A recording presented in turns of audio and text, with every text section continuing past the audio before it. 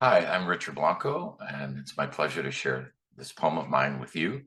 I'll begin with the epigraph to the poem, which is a quote from a poem by Roque Dalton, originally written in Spanish. Mis venas no terminan en mí, sino en la sangre unánime de los que luchan por la vida. My veins don't end in me, but in the unanimous blood of all those who struggle for life. Como tú, by Roque Dalton. Como tú, like you, like me, for the DACA dreamers and all our nation's immigrants. Como tú, I question history's blur in my eyes each time I face a mirror. Like a mirror, I gaze palm, a wrinkled map I still can't read. My lifeline, an unnamed road I can't find, can't trace back to the fork in my parents' trek that cradled me here. Como tú, I woke up to this dream of a country I didn't choose, that didn't choose me, trapped in the nightmare of its hateful glares.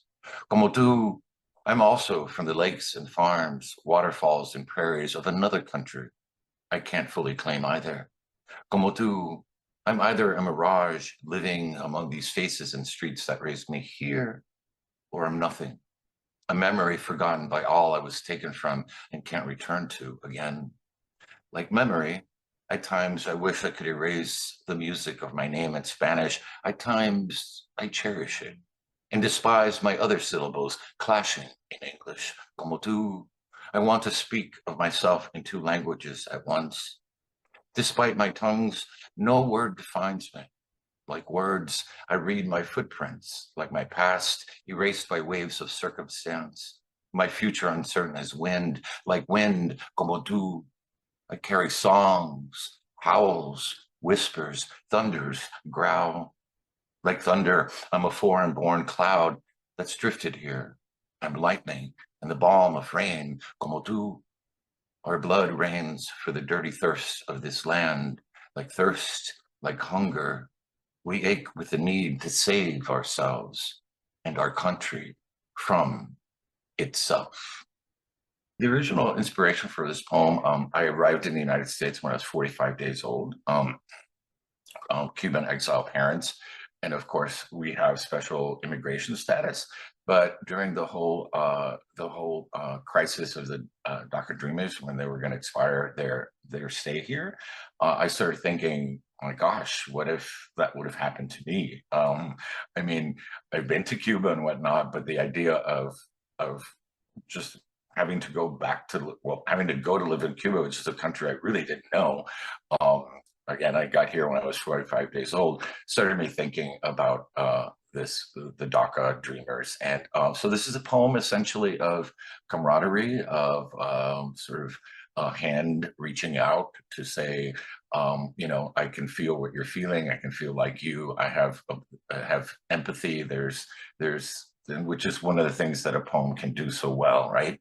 Is to create these connections, these bridges of empathy.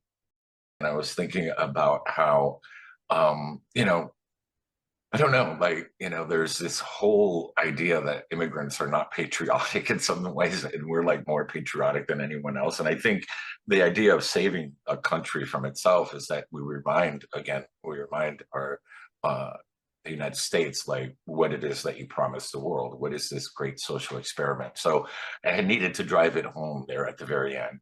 I've always sort of thought of my life as I've grown up, especially in Miami, as living between two really imagined worlds. One is the Cuba of my parents and my grandparents and the exile community at large. The other is that mythic or romanticized America that in some ways I also belong to, but wasn't really a part of for several reasons. Again, a lot of it having to do with living in Miami, which is not sort of feels like the United States, but not really. But I think it's living in those liminal spaces between spaces, and I think at the heart of besides my own experience or that of the DACA Dreamers, in a sense, America is still trying to figure out what it is, who it is, and we're still asking many of the same questions as Whitman, like what is America? What is this new thing? This new experiment? And in that way, I think immigrants offer a special sense to that. But I think that's why this literature, in a way, is important, because we are asking the same questions as Whitman. We're still pushing America to think about how does it define itself? How do we define it? What is the narrative? So that's all in there. I mean, it's couched in the sense of how language also, you exist between languages, or in the middle, or in the mix of those two languages, right? My given name is Ricardo, and I can't stand when people say Ricardo. So at times I love my name in Spanish, but then I don't get it in Spanish.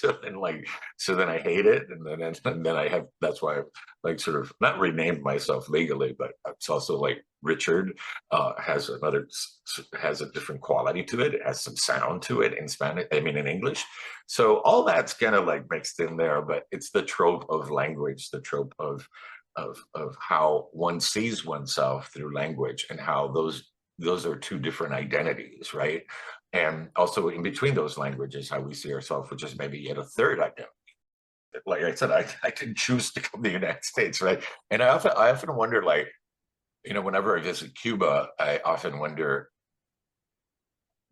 what if my parents would have never left? Who would Ricardo Jesus Blanco Sanchez Valdez Molina be? Um, and it's this weird feeling of seeing another, almost like you're searching for the ghost of who you would have been in this country had you never left. Would I still be a poet? What would I have done? Who would I be?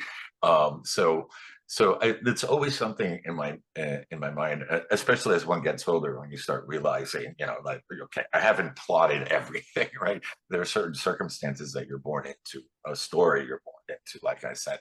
And so that's definitely part of something that I always think of, not only in the context of this poem, but especially in the context of this poem.